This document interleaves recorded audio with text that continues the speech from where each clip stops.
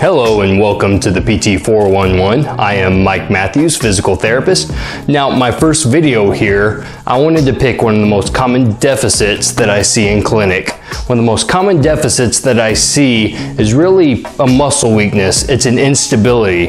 Now, this deficit is an instability caused by a weakness of a very specific muscle, a muscle in your hips, a muscle that controls your pelvis. It's a weakness in your gluteus medius muscle. It can affect things from very simple functional movements like walking all the way to advanced athletic performance. So this muscle, your gluteus medius, starts up here in the pelvis, and these muscle fibers travel down to the side of the hip right here.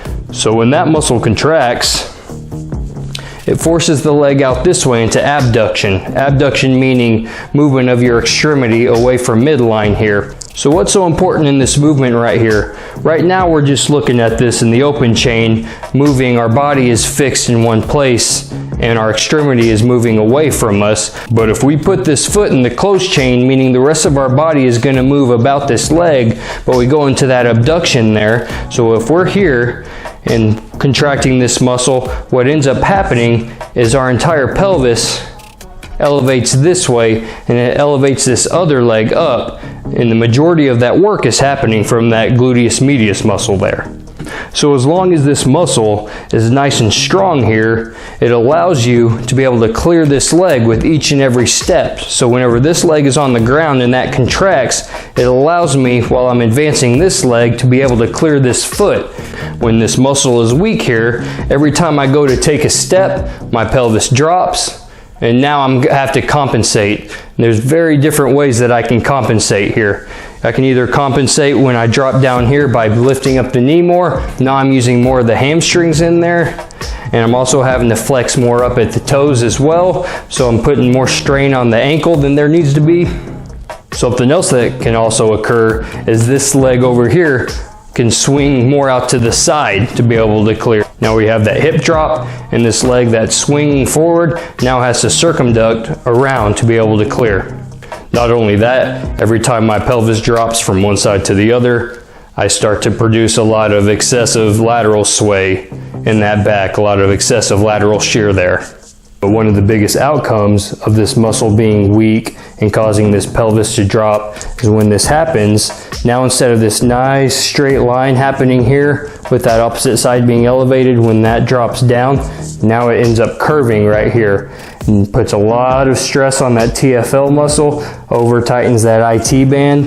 It can end up pulling on that knee as well, since that IT band crosses over that knee joint. It can lead to patellar disorders. It can lead to IT band syndromes. It can squeeze up against that bursa right there and cause a lot of bursitis as well. And a secondary function that occurs at that gluteus medius, when that foot is planted on the ground, whenever that leg is being abducted, it also keeps those knees from knocking in too much. So anytime I'm going to go to sit down or squat down, or even getting in an athletic position, it helps to keep my knees outward and better in alignment. So if we have that weak muscle there, not only is it affecting us when we're walking, it's affecting us every time we go to sit down or stand back up. So if you notice that your knees are knocking in every time you try to go and sit down, or if your pelvis ends up dropping while you're walking, more than likely it's a weakness in this gluteus medius. There are a couple of ways that we can also test it out. So all you have to do is lay on your side. Position we're going for here, making sure I'm staying in frame. But the position that we're going for, we want our knees at about a 90-degree angle here. If we're drawing a straight line from our shoulder going down through our hips, we want that line to also intersect with our heels down here. So all that's in line there. And the biggest thing here is we have to keep this top hip directly over this bottom hip. We can't let your body rotate back this way, because then we miss the purpose of this test. So top hip directly over bottom hip. From here, you're just going to straighten this bottom leg out. And it's kind of tough to see, so I'll scoot back a little bit. But I am rotating my foot up to about a 45-degree angle right here. So keeping this top hip directly over this bottom hip, I'm just raising up this way as high as it'll go. If you're doing it correctly, it'll only go up so high before it stops.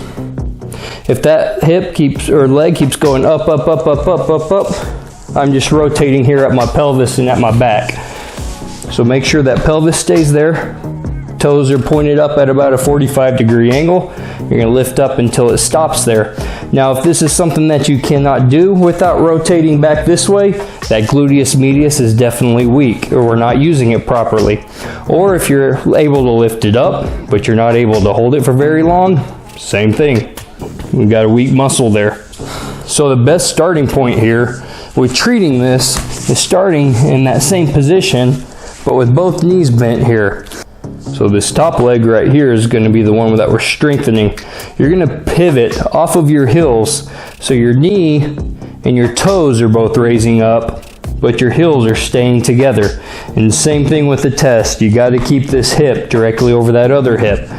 And a good way to know that you're doing this correctly is that your leg is consistently stopping in the same place, because if it keeps going up, up, up, you're rotating backwards with your pelvis and your back. So you got to keep that nice and level up there, and you're just raising up until it stops, and you're going to hold it there for about 5 seconds at a time.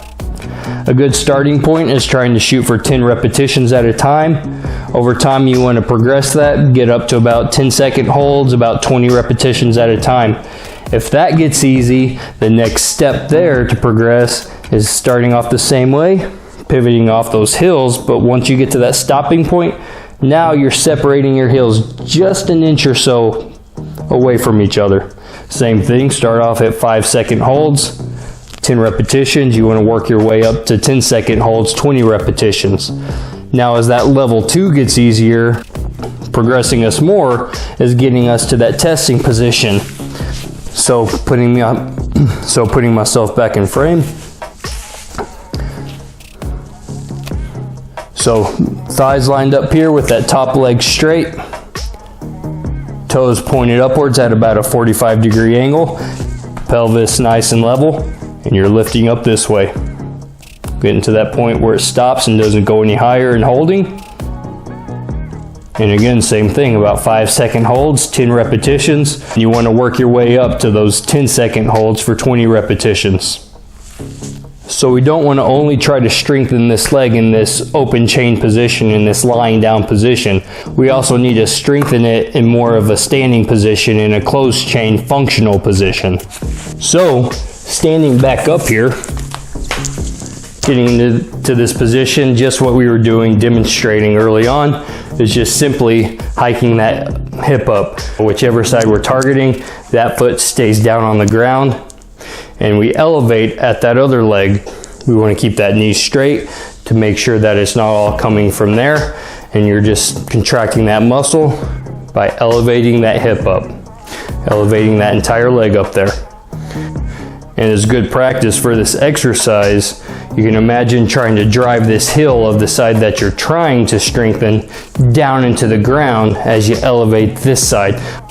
And the same reps and holds apply for this one, starting off at about a 5-second hold there. And you're working on this 10 repetitions at a time, working your way up to 20 repetitions at about 10-second holds at a time.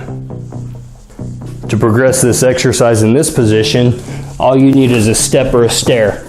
So you'd have it there, leg that you're working, side that you're working is on the ground there. You're going to start off with that leg straight, and you actually want to let that hip drop happen. Go down about as far as you can. You don't want that foot to be able to hit the ground there. And this way we're working that full range of movement that that muscle can control there.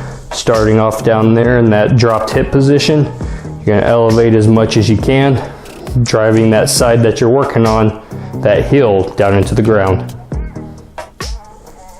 And working through a fuller range of motion there. And to progress that even further, instead of using a step, you can get more of an unstable surface.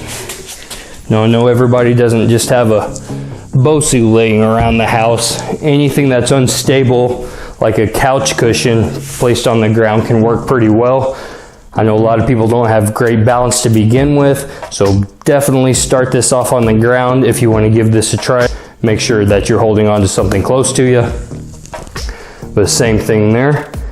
You're balancing on that one side, dropping that leg down to start off with, elevating it as much as you can. Maintain that balance during that hold.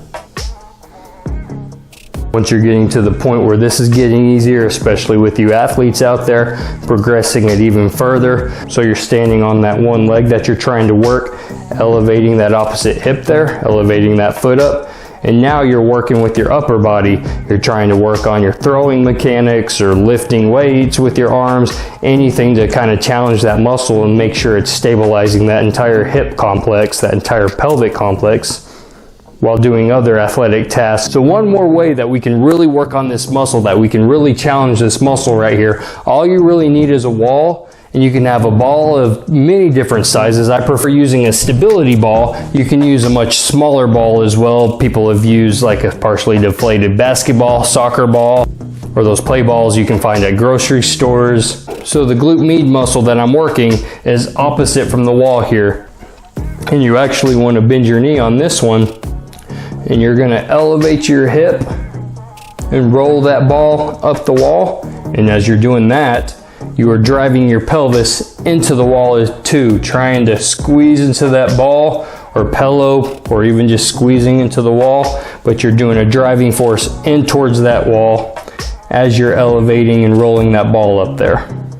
So there you have it. You have one muscle that when it gets weak, or if you don't use it correctly, it can create an instability that can create a whole list of problems. We talked about IT band syndromes, hip bursitis, patellofemoral syndromes, lateral disc protrusions in your lumbar spine. It can strain your hamstrings, your foot dorsiflexors.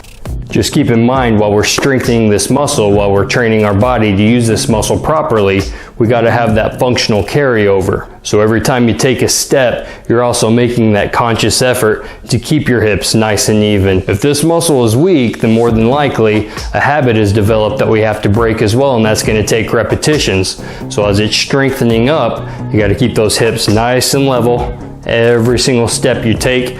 And also every time you go to sit down or stand up, your knees aren't knocking in, your knees need to stay out. And over time with repetition, it becomes your new norm. Hey, thanks for watching this video. If you like what you saw, definitely head over to YouTube if you haven't already. Hit the like and subscribe button so that we can notify you the next time we come out with a video. If there's anything that you would like us to try to address in a future video, leave it in the comments below. We'll see what we can get to. Again, I am Mike Matthews, and this is the PT411. Thanks for joining me.